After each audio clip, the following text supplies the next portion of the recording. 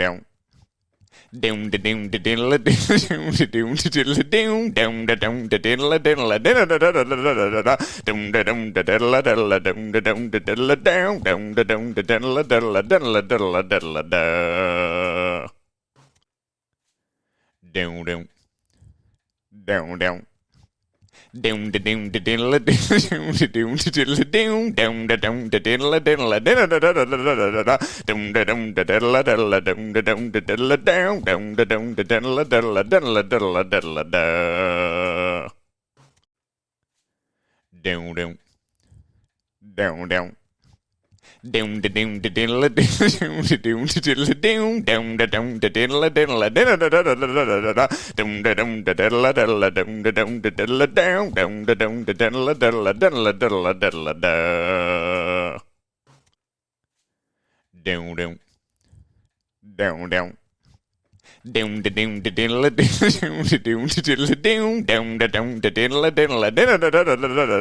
Down the down the diddle down the down the diddle down down the down the diddle diddle down the down the diddle diddle down the down the diddle down down the down the diddle diddle diddle diddle diddle down down down down. Down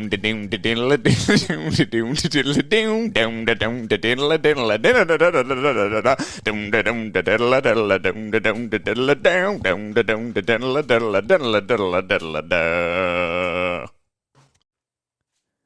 down down down. Down the down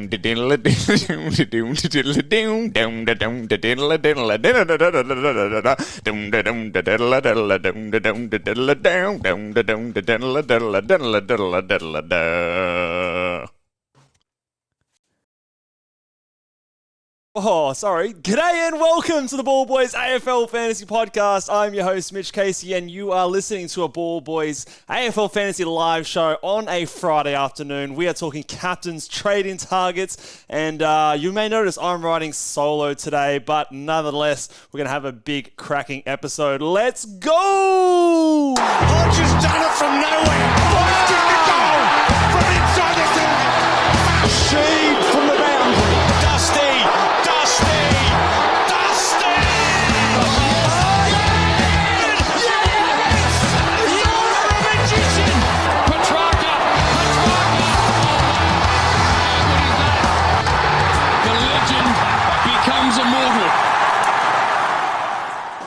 G'day and welcome to the Ball Boys AFL Fantasy Podcast. I'm your host, Mitch Casey, and you can find me on Twitter at Ball Boys Fantasy. And psych, I'm not going solo. My co-host is rocked up last second and just, waltzing in here. What's the story, mate? How's it going? I heard you were in a bit of a battle today. And yeah, the walking I actually wounded. was. Hey, this is not even a bit. I just woke up 5 minutes ago. I had this eye thing go on. I don't know. I thought you were going to rock up here in a patch, but I guess that's copyrighted, I think, from another podcast. Yeah, no, look, I just was at work this afternoon where I touched footy, I don't know, something fucked up got in my eye, and I was we're glad to hear you, mate. I was all set ready to just talk to myself for 40 minutes, but I woke up 5 minutes ago. I was like, I got to hear some big boys. Okay, let's excuse my fucked up eye. Let's see how we go. I was already a bit flustered having to do all the buttons and everything myself, so we should be good and smooth sailing now. If you want to maybe bring the chat up on there, okay. I have it. Oh no, yep, it should be. We got it there. Chuck it up on this one here, mate, so we can see it a bit clearer. Oh, yeah. But let's talk about last night's game. Now, you were out for the first half, but got to catch the second half of the game. Yeah. Start by touching on Ed Richards, which looks like a great selection until, unfortunately, got concussed. I think it was shortly after half-time. Might have been the first play after the second half started. Yeah. Some people might have traded him in. I think he's pretty unique, but some people might have gone there. Do you think that you're making any changes, this week, knowing that next week he's out and going to miss the game for you in the first week of the bye rounds? Yeah, I mean, I think you have to see how the weekend plays out from this point. It's obviously the first game down. There's lots of water to go under the bridge in terms of making a call on him, but it is a little bit of rotten luck there that he is going to be He's going to be someone that's Big Celtics fan in the chat missing there, next week as well. So, yeah, Celtics got.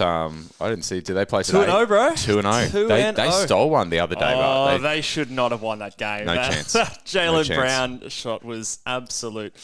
Just, pure flukery. But yeah, I wouldn't make any moves with Ed Richards. I think, obviously, you've got the 3 trades next week. Yep. So that's the good thing. So I wouldn't be changing anything you're doing. Be continuing on as per normal. James Jordan, mate, he had multiple targets as well last night, which is fascinating. Like, he started on Dale. They kept falling over, didn't he? He needed a new target. Well, he started on Dale, and Dale actually, he did pretty good to, like... If Clark or Whitfield the last couple of weeks, or Walsh, any of the players these days last few weeks played as good through the tag as what Dale did the first quarter last night. Dale's a thirsty boy. Yeah, he was Don't getting it. underestimate. He was getting into the kick-ins. Yeah. He was taking some marks, like intercept marks as well. So he did well. So then he moved on to Richards. Richards went down, and he's gone, oh, fuck, who do I tag now? And he's gone to Treloar. So what this tells me is that Bont is a piece of shit, and he goes to 3 other players before he goes to Bont. Before he even touches the ball. I don't think the Bont's a good matchup for him. But more to the point on the Bont. So the Bont started slow, and then we saw a couple of great quarters. He did not see a skerrick of midfield time in the fourth quarter. He had 1 centre bounce in the last 2 minutes, I think he had. But I think we have to blame the injury to... Naughty boy. Aaron Norton. I'm hoping they didn't just park him up forward. He didn't go to the bench at all that last quarter. It sucked because he was, what was he on, like 88 to three-quarter time? Yeah, we were looking for a ceiling score there. Limped to a 101, I think he had in the end. So quiet first quarter, quiet last quarter, big second and third quarter. Just Bont still just can't hit those ceiling scores just yet. And we'll have a bit more to say about him next week's podcast. And then Jack McRae is the other big talking point from last night's game. 55. That's a big old slap to the face. Is that enough to karate chop him right out your team? Or? I reckon it almost is. Like, come next week, if you've got some green dots on your field, like you're going to have those 3 trades. If you can trade him to someone, or maybe even trading him in round 13 to someone like a Fisher, if you're not getting him in this week, or someone like that, I think that's definitely a move you could look to make, because that's below a rookie scoring. Oh, man. He spent a lot of time on the bench too. Like, every time that the new quarter started, there he was, just sitting on the pine, riding the bench. He got on earlier than he expected because of the Ed Richards concussion. Yep. So his time on ground was one of the lowest in the game. It was actually boosted up because he came on early because of that injury. I just think he's right down the pecking order when it comes to the Bulldogs, and he doesn't get the cheap stuff anymore. So his fantasy scoring is nowhere near what I would consider premium levels. So I think he's definitely someone you can look to trade out even before his buy round in round 15. Content Creators Cup, mate. It's going gangbusters. Talk to us about Infinite Wealth. Infinite Wealth. So shout out to Guesty and Infinite Wealth for sponsoring the Content Creators Cup. We've got a good gift for anyone who wants to go and claim it at infinitewealth.com.au/AFL Fantasy. There is a free gift there valued at nearly $3,000 available for every AFL fantasy coach. If you go to that link, infinitewealth.com.au/AFL Fantasy, you can claim it and get some more details. Go and check that one out. I am matching up with, let's have a look. I haven't got it up on the thing right now. Do you know who you've got? I've got Destroy. Oh, and he's humming along at the minute. He is Roy, humming along. So good on Roy. I'm going to try and take him down this week. I think you got a good start with... We had EG. Yes. Getting a little run, Errol, but he did have McRae as well. Okay. So sort of balance out there. A bit of a wash there, yeah, I'd say. No, he's got a strong team, so I've my work cut out for me. I've got John Harmey from the Pod, previous top 10 placer there, John Harmey. So he's got the credentials there. Having a bit of a tough season, and I'm very surprised to see he doesn't have Nick Martin. I know he's a big Bombers fan, so hopefully he can go big against our Richmond Tigers this week. So hopefully that's a bit of a point of difference that helps me out there. But those are the matchups there. You're still sitting in the top 8, mate. So just barely hanging on to it, mate. So we'll need a win this week. But teams, last night there was some good news for us there. The Sweetmeister. The Jordan Sweet. He's back. He's back better believe into it. Things. So... We needed it too. Hey, that was looking like a red-hot play having him at R3, and then Vicentini put a stop to it. But hopefully we can get maybe 2 weeks of cash gen out of him before we potentially trade him. Well, you asked me a good question. If you're a Jordan Sweet owner and you've got him at R3, so like we do, we've got the Sherry at R2, Sweet at R3, Are you planning to? Is your plan at this stage to flick him at his buy around 13, or are you wanting to maybe hold him through that round 14, cover max, round 15, just more cash, or what are you thinking at this stage? I think initially my thoughts are that it'll be dictated by what I can get to and what I need to get to on that round 13. So he covers in a perfect world. He covers Sherry on round 12. Yeah, and then we should at least get that. If he's required to make the cash that I need to do my upgrade going into round 13, then I'm not going to get too hung up on him. But if I can potentially do my upgrade without moving him and he can stay to cover, you said max round 14, then I think that's a valid play too. Yeah, I think when I first traded him in, my initial intent was to trade him at round 13 because the timeline with Soldo and that sort of thing sort of lined up that he'd be back after their buy round, and that still looks like to be the case. So I don't know if he's going to be there, and if you're holding a guy through his buy round and you're not even sure he's going to be there post the buy round, it's a little bit of a risk there, but like if you can do it without it and he can cover that max Gorn round 14 buy, it does help a lot because obviously you're maxing out at 21 potential players there in that buy round because you don't have any ruck cover. But I don't think it's the end of the world if that has to happen. So. Also, news from the teams: Will Graham and Hugo Garcia couldn't get back in there. So I don't think that either are an emergency either. So no. So I think if they fall into your calculations for getting chopped this week and bring in a rookie, then go ahead, make that play. Ed Allen to debut for the Pies. Yeah, he's just one to watch. There's been some raps on him. He's had some decent scoring, I think, in the juniors. I'm not super sure about his scoring so far this year in the VFL, but he is a 200k midfielder, I do believe.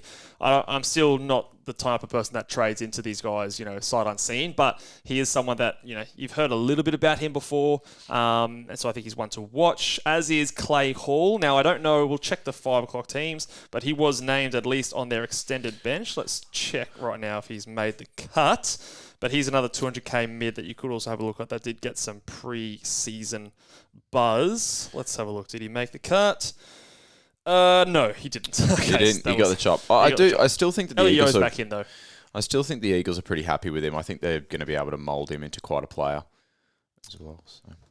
Wow, okay. I didn't even know it was a joke until I remembered what his name was. It's Jackson Clay, Archer. So Clay. Yeah. Mould, but right. That's right. Jackson Not my best. Archer. I've got an eye injury, mate, so I might have to pour some beer on it or something. I don't know. Jackson Archer's back in, placing Miller Bergman. Do you think this is a like-for-like replacement and we see Sheasel back in the midfield? I know Jackson Archer's played a bit in defence before. Is that... I think that sort of what we expect to see? I think that they like that Archer can hit targets.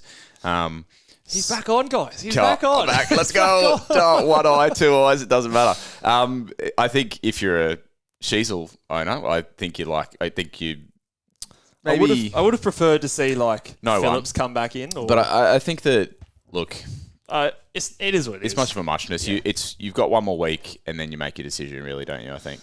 Yeah. Potentially. So just wait and see. I don't think you're trading him out at this stage. No. And I think that all pretty much sums it up of things that stood out to me for the news. But yeah, I will be trading Will Graham out this week because he is not there. So I think it's fine to trade either of those guys. I don't really flip a coin really between Hugo Garcia and Will Graham. I'm trading Will Graham because it makes my other trade possible because he's got more cash on his head. But if Garcia's not there next week, I'll probably trade him as well to, again, just whoever I can afford. So that's how I'm treating a lot of this round, is getting rid of a red dot, getting an upgrade where possible to prepare yourselves for the buy round. So speaking of downgrade targets, there's a lot of guys floating out there. Freya was played last night. What do you have, 63 or something like that, which was very decent. So he would have been on my list. But of the guys still left, the top 2, I think there's a clear sort of players there. I've got Joe Richards at number 1 and Kane McAuliffe at number 2. Now, McAuliffe is cheaper, but I think with next week looming, with a week where we're going to do lots of rookie shuffles, I'm keen on getting the guy that's almost more expensive this week. Yep. Because next week it'll almost feel like a little bit late. I don't know if the logic really actually stands up that way. Well, some of those rookies that we might be looking to trade off next week are just going to be stalling, and it's essentially going to be a sideways. You might even have to find a couple of dollars to get from one of those red dots to a decent rookie. But the other thing about Kane McAuliffe that I'll just flag a little bit, as horrible as Richmond are right now, Like, McAuliffe hasn't been getting that many games, even though, there was a bit of hype about him in the preseason. And there's some players coming back from Richmond soon. So I don't know if he's, got his spot completely cemented in the team.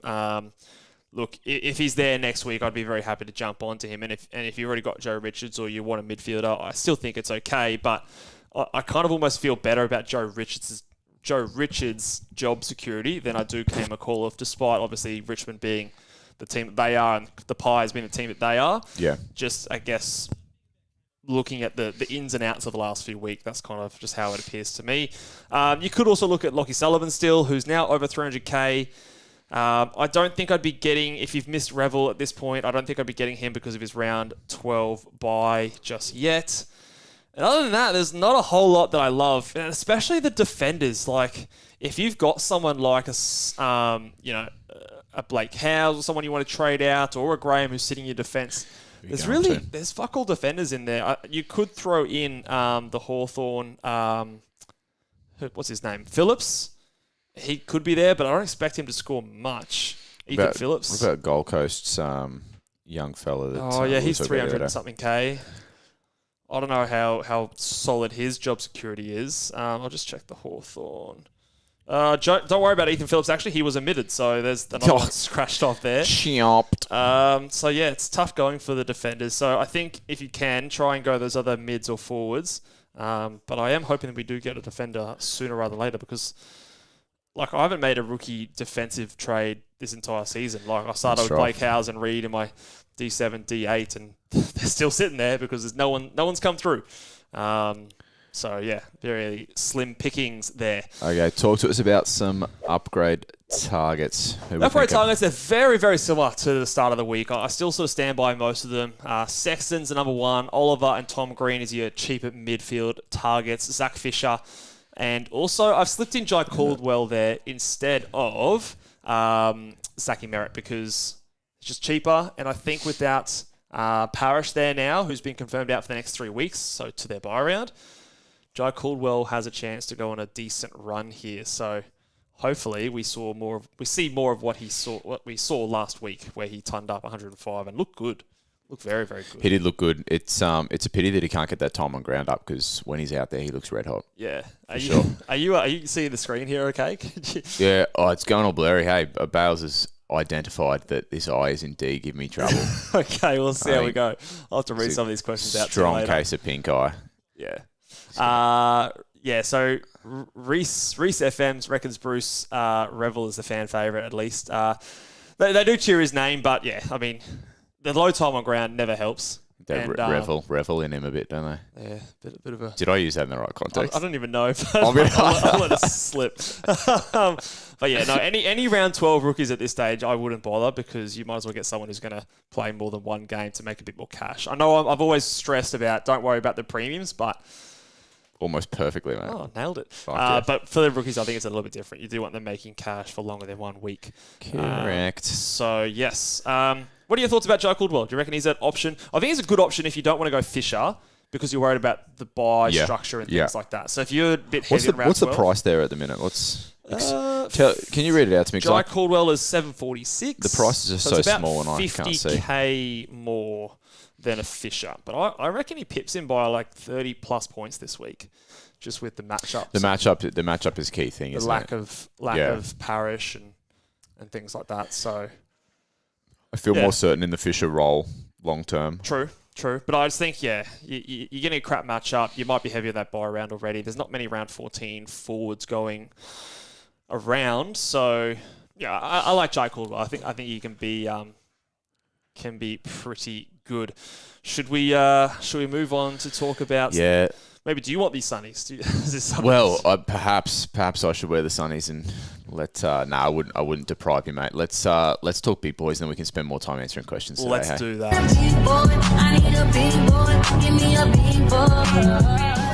All right, the theme of this week for the big boys is bounce back performances. Okay. Not for two of them on the list here. Two of them are carrying a lot of good form. I'd love to see Rowan Marshall bounce back from a 180. He's going 350. It's going to be good. But no, my top two, I have Zach Merritt at number one. He's coming off a tagged game from Liam Shield at North Melbourne, going into Richmond. Like, as good a matchup as it gets for midfielders. Let me check the moist meter. It's good. It's moist. Yeah, it's so moist. Like, we saw a very similar scenario in the defensive line the week before where someone like Jordan Clark was coming off a tag game, goes into a great matchup against St Kilda, goes nuts, goes 140. Yep. And now we're talking about Zach Merritt, who's one of the best players in the fantasy comp. Yeah. So I've always said, and I've got this from the great man Selby, if you get tagged one week, the next week when you're going up against a matchup that suits you, you're freed up, you want that pill. You didn't get it last week. You're going to make up for it this week. I think he's going to go absolutely nuts. I think he has every chance to reach his 148 break even this week. So he's my number one, and number one by a fair way, I'd say. Number two is Max Gawn. I do think he bounces back.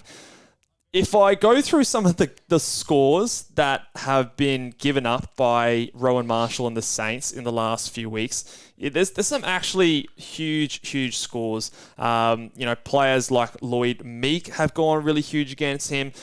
We saw that Jordan Sweet had that 96, I want to say, against him in the last couple of weeks. Let me pull it up here. In the last 5 games, St Kilda are giving up an average of plus 28 points to Rucks.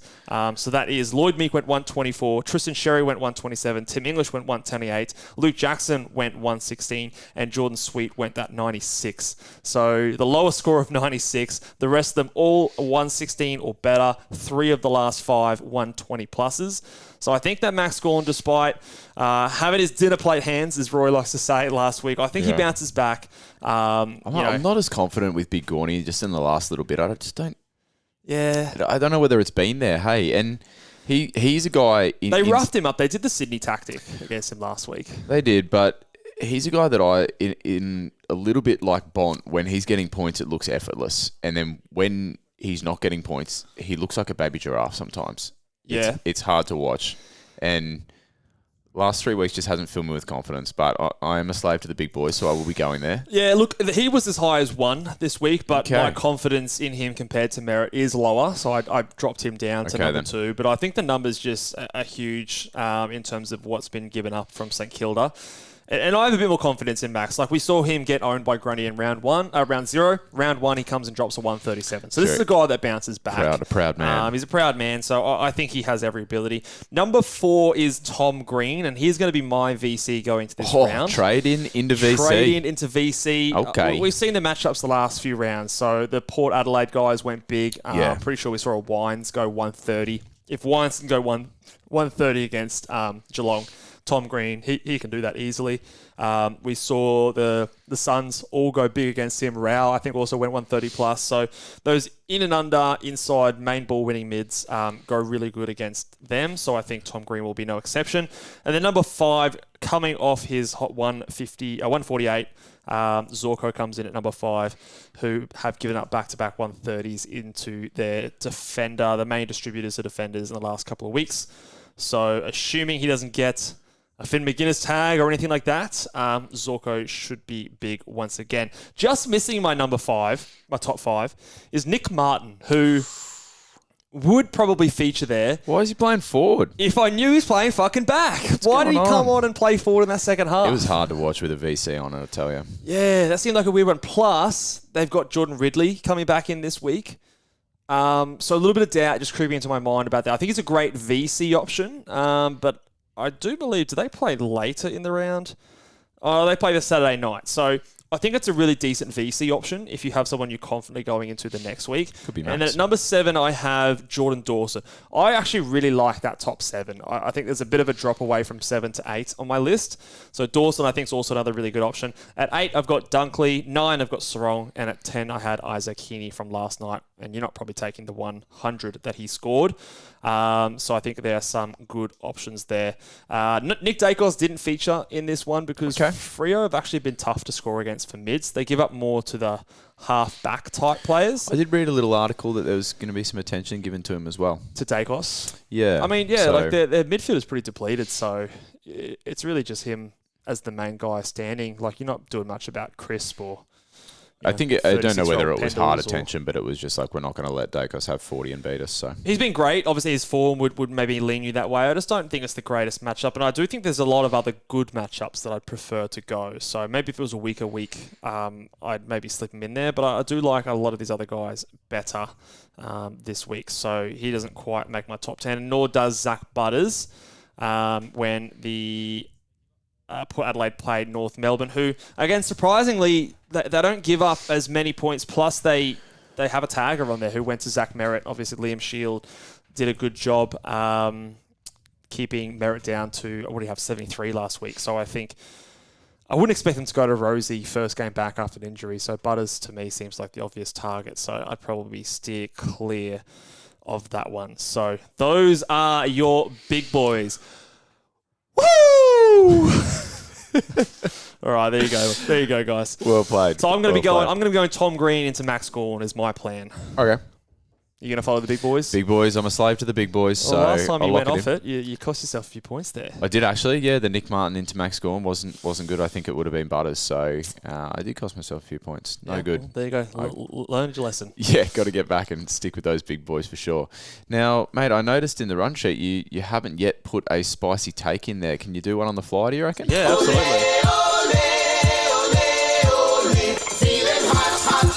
I'll tell you what, my eyeball felt hot about 2 hours ago. I felt like it was going to fucking fall the fuck out. It was ridiculous. Oh, still staying in there, mate. Still as beautiful as ever. What is it? Do I look beautiful? What's it? Yeah, still misty blue in there. Misty blue? Yeah, very misty. Clouded, in fact. Like there's a film over it. But hot takes. This is my spicy take this week. I'm going a negative one this week. The popular trade-in combination, they've got a name. Sexy Fish. Sexy Fish. I'm predicting it's going to be Disappointment City. Last time we had a nickname of two players coming in. Did not go so well. So I think Sexy Fish combines to score less than 150 points this week. So less than 75 each on average, which is probably not what people want to hear. I just don't love the matchups for either of them this week. You're a sick man. You're a fucking sick man. That's my... Get the 100 and then you start wishing ill on other people. Yeah, well, should have done it last week, guys. If you go 75, you'll still have 100 for me. Bro, your tip is kissed. My spicy take this week is, I reckon your boy, Brayshaw, is popping his first real ceiling game of the year tonight. He's had 140, so he's going bigger than that? Yeah. Oh, okay. I reckon he's going 140 again. Okay. Who have they got? That's my tip. Oh, Collingwood tonight. Yeah, that is a big game, actually. That's my tip. I've got him in there, so there's been a little bit of disappointment, and I think that we're going to see a big ceiling game from him tonight. Okay. So the fingers are crossed. They're always wishful spicy takes from me. I think that's a spicy one. That's a bit of left field, but I like it. Should we try and answer some questions with Let's three answer eyes some between questions. us? Hopefully the Wi-Fi does not cut out here, and and we can get on there. Yeah. Okay. I do apologise for that. I mean, it seems like a bit of a cop-out, but every bloody week there's something different, which hopefully, fingers crossed, nothing this week here. So get your questions in here, guys. Yeah, let's do it. Sorry, Bales. I can't be positive all the time. I got to throw in some negatives every now and again. And he's serving number one, Bales. I'll tell you that for free. He's that close to a hat, he can taste it. Yeah, well, I've moved back after last night, but let's talk about some V's. Oh, so no Luke Ryan in the list. No, Luke Ryan, I think he'll do well. Like I said, I just think there's a good round this week. I think there's a lot of potential big silly scores. Like I probably would have had a Dacos ahead of Luke Ryan, probably similar kind of ballpark, but I just didn't quite make the cut. But you could definitely go there as a VC. I just think there's a few other better options. You're going to have to read the questions to me today, all right, mate, because I'll read you some. Let's have a look. Rucks go big against GW. Good week to get them in. I don't know. Yada, yada, yada. Hi, guys. I need to replace Parrish. Do I take Dawson or Merritt, or is there another primo I should consider? I already have Butters, Steele, Bont, and Oliver. Butters, Steele, Bont, and Oliver. I like Dawson, and I like his run, and I hate that I don't have Dawson. This week, you could get an immense sugar hit by going Merritt. But would you favour the Dawson sort of 3-game run that he's going into? Well, he's got Steele and Bont in there, who I know are both round 15s. So only one round 14 there. So Merritt has round 14. So you can even your buys up with a Merritt. I'll throw another left field. Not so left field. I mean, it's just exactly what I'm doing. Tom Green is a guy I'd throw in there as well. He's so cheap compared to some of those other guys, and you don't have another round 12 player in that list there. So he's probably someone I would look at. But of the two, just for buy round sake and instant reward, I probably would go Merritt, who's cheaper as well. I know he's got a higher break even, but at this point of the season, I mean, the break even's a little bit less a big deal to me, especially if you're going to get that instant reward. So that's what I would think. Here's an interesting one. Angus McGregor asked Caldwell or Fisher long term.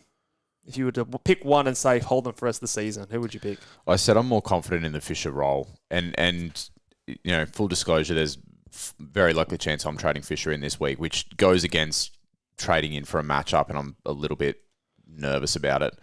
But I just think I'm more confident in that role. Yeah, I probably agree. I think if you had to hold them for the rest of the season, I'd want Fisher. Yeah. Just because I agree with you, the role and Caldwell seems a bit dependent on who's there, who's not on any given week. So who do I think's a better footballer and a better pill accumulator? Caldwell. Caldwell's a better player, and if he had like the inside mid role, I'd almost say that, but I just can't guarantee that. Yeah. Okay. But yeah. Josh wants to know: are you stoned, mate? You look cooked. It's pink eye.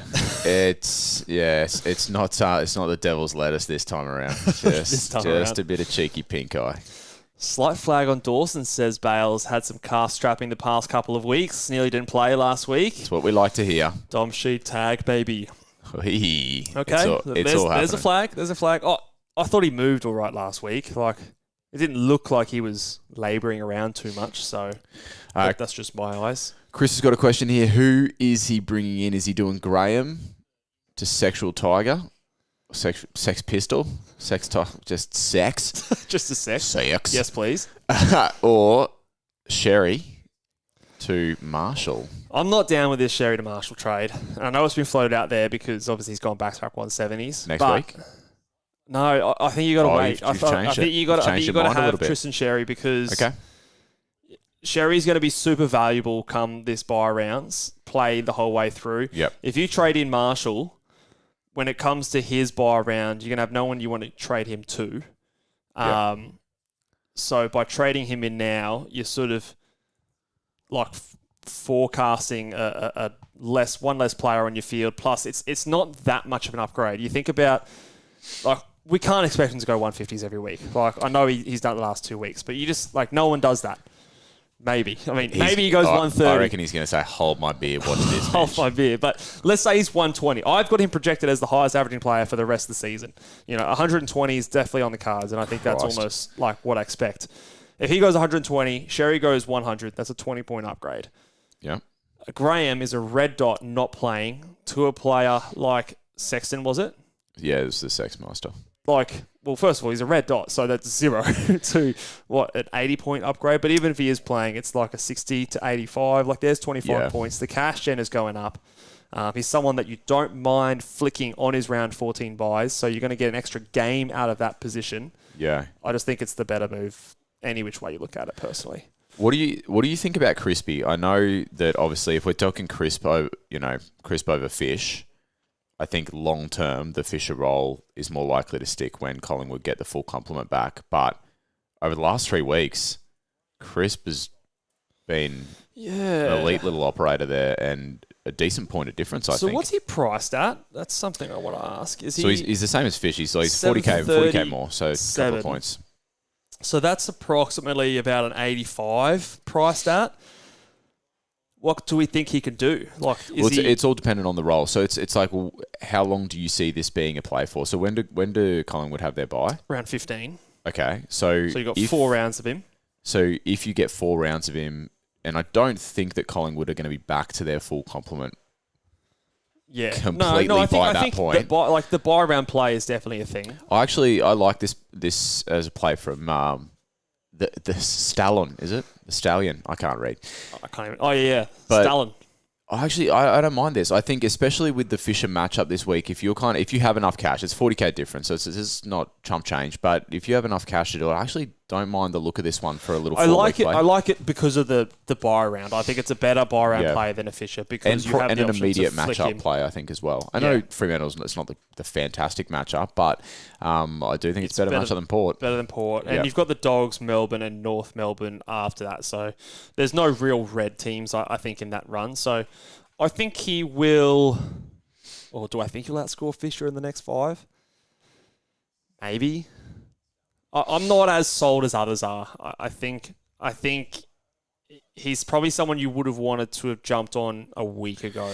Remember the thing with Fish though is, and I'm not 100% confident with this trade too because we've seen him in the role before. It's just So what do you think's different? Is it the market share? Exactly, it's the market share for me. Yeah. So it's not like.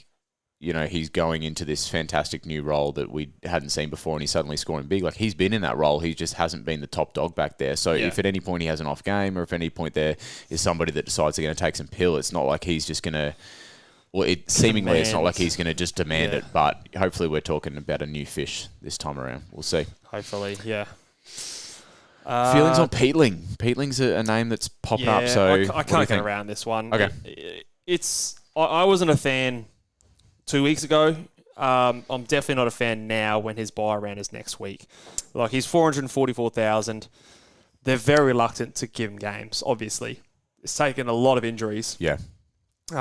Ward being out tonight definitely helps. I think today's scoring. He's got a great matchup, which is, look, if you're going to get him in, I would really only be getting him for 1 week and then trading him out next week. Just get a real quick cash grab, trade him out next week. And if you have the luxury to do that, I don't think it's necessarily a bad play, but it's just risky because what if some other more carnage happens and things like that? Like, I don't know if he's going to be there around 13. There's a world where it works. I just think there's probably better things you could do. You're making more cash by going down to those 200,000 price players. Make an extra 200,000 because they're cheaper. They just have much more ability to make more cash. I'm personally not a huge fan. If I was to do it, it'd be a 1 week play only. I think it's fair enough. Gallagher on the bench for a 72 last night. Would you potentially look at looping that 72 on instead of bringing in Sexton? Oh, look, based on your spicy rookies. Well, based on your spicy take, Sexton's not going to score much more than 72, mate. I think I'd take it on for Sexton. Okay. I know I said my spicy take was that, but that's because Fish is going to suck because I'm not bringing him in. Oh, so it was like 150 between them, 149 for... I've got 120 for Sex and then 30 for Fisher. That's really what it boils down to. You're a nasty man. But I think I'd take it on. If it was a rookie, like if it was a Harley Reid, even a Wilson, I think I'd probably take it. But when you've got a player who's capable of scoring a 120, I think the upside is there. That I don't think he scores much more than that, and if he can go 50 points above it, I think the odds favour taking that risk. Will Day is a guy that's getting a little bit of airtime and a couple of questions. I didn't think about this much until I've heard it on a few other podcasts. Well, he's obviously been eased back into the fray. So his game time has been slowly increasing over the last 4 weeks. Gives you a 109 against a tough matchup in Port Adelaide last week. The only thing that kind of makes me stop from looking at this as a potential option immediately is just the run coming up is not awesome. Not great. Like, well, we've got the Lions, Adelaide, GWS. Then he goes Richmond before his bye. Yeah. So, like, if you were looking at... the thing is, his price is going to start to get away from you in 3 weeks, but he goes Richmond. You're not trading him in for Richmond because his break even is 84. So it's not like you have to do it this week. But then are you doing it next week leading into Adelaide? Yeah, I don't know. And then suddenly if he... I mean, and then you're getting players off their buys. He went well against the Port matchup, so he's obviously... He's their guy, and he's the best player at Hawthorn in my opinion anyway. Maybe if he's still a reasonably looking option after his bye, he goes West Coast Geelong. I don't know. I think he'd be expensive by then. I don't love it. What did he go? 95 last year. He's priced in that similar kind of crisp zone. Am I right in saying that? Yeah, 725. 725. So he's maybe 10 points under is what he's done in the past. Now he could get better, but I'm not willing to take that punt that he's going to improve on last year when he's had such an interrupted start to this season. Based on one game where he's come out and scored better than his average. So to me, that's I've never really considered it. I've heard people talk about it as someone they like, and I'm yet to be convinced personally. So I think I'd rather go to Crisp. I'd much rather, if I don't have it already, go just that little bit extra and go up to Tom Green, who's a guy who's, at the start of the year, everyone was thinking he's going to be top 3 mid, and now he's priced at 780,000. I'd much rather go there if I didn't have him already. Some people's rucks are just fucked up, and we're getting a couple of questions about Toby Conway. So he's giving you a 94. He goes into GWS, which I believe are a friendly matchup for rucks this week. Well, this, if you weren't scarred from the Jordan Sweet move, this is essentially the Jordan Sweet move of a few weeks ago. Yeah. He's at a very similar price point, -1 break even. He's going to get COVID. You heard it here first, guys. COVID's coming your way.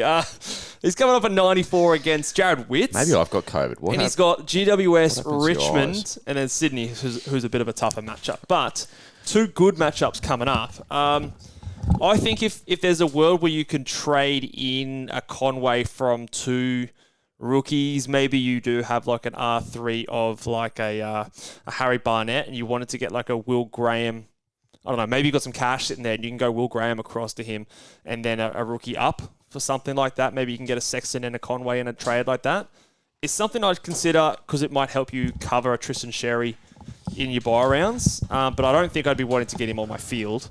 We saw, obviously, that's the position I took with the Sweet move. Yeah. And obviously, we saw how that turned out with the risks that it takes. And I think his job security is far less certain than Sweet was because he's in there because Stanley's in the 2s, not because he's injured and out for a certain amount of time.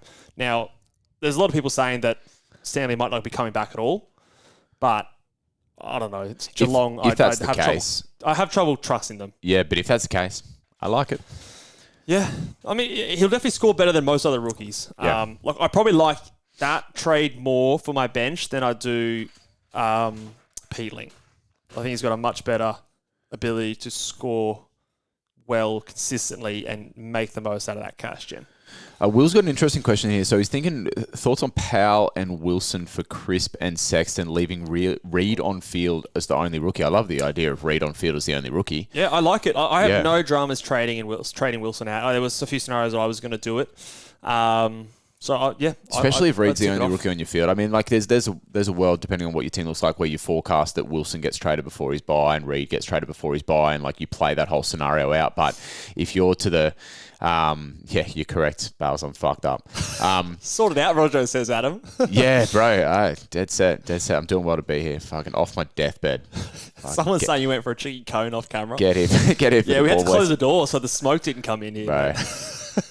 So, dude. Blazed ass. Oh my gosh, you're getting the best of me this afternoon. If Reed's the last rookie on your field, then you're in a better spot than me for sure. Yeah. No, I think there's no dramas trading that. If that's the cash difference you need to make that trade work, I think I can tick it off. Yeah, fuck yeah. Clark or Crisp, looking for players under 800k. That would be Jordan Clark, who has Collingwood this week. Or Crisp. Ooh, that's an interesting one for defenders. Who would you rather, Jordan Clark or Jack Crisp? What's the cash difference there? It's got to be a little bit. About 60k or about 50k? Yeah, 50, 60. Well, if I can afford Jordan Clark, I'm probably going Clark. That role is certain for the rest of the year. That's a guy that's going to go... I was going to say close enough to a top 6 defender. The defenders this year are nuts.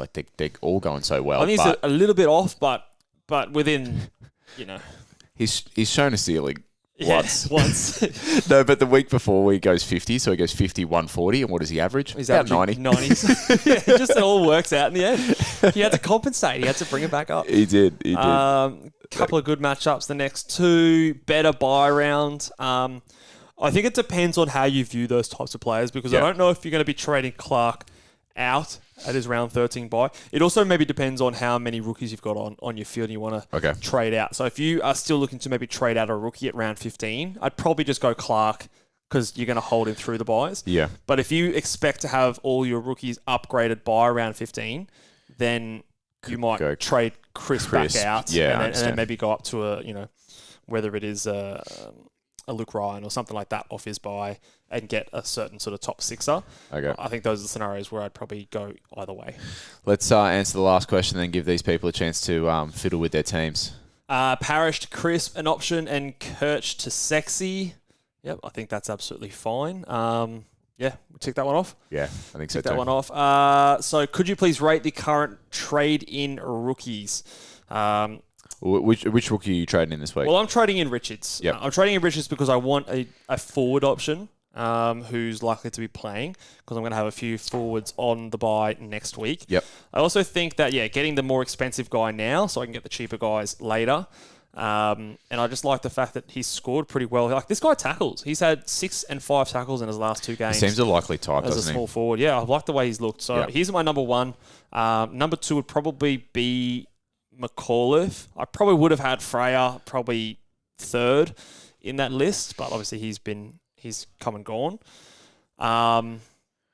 Those are probably the only ones I've got real confidence in. Okay. Then Sullivan. I know he's 318k, but I'd be okay trading and paying up.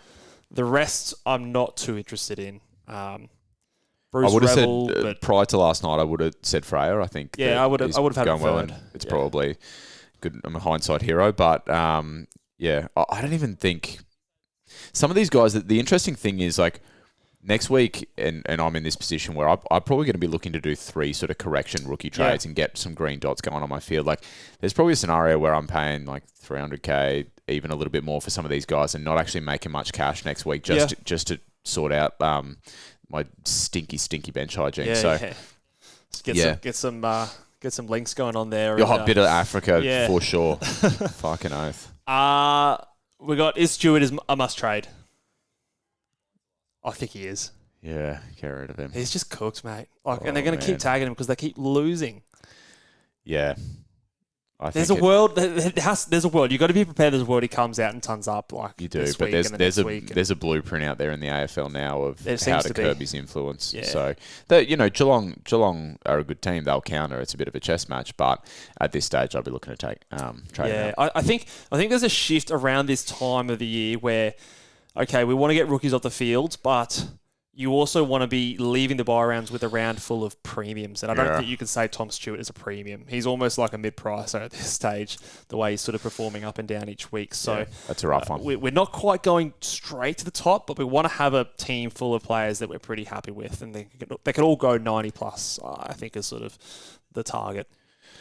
Beautiful. Thanks, everyone, for excusing my pink eye today and putting up with us. And you can see there in the comments that Bales is letting you know that in about 10 minutes' time, the Fantasy Fanatics are going live.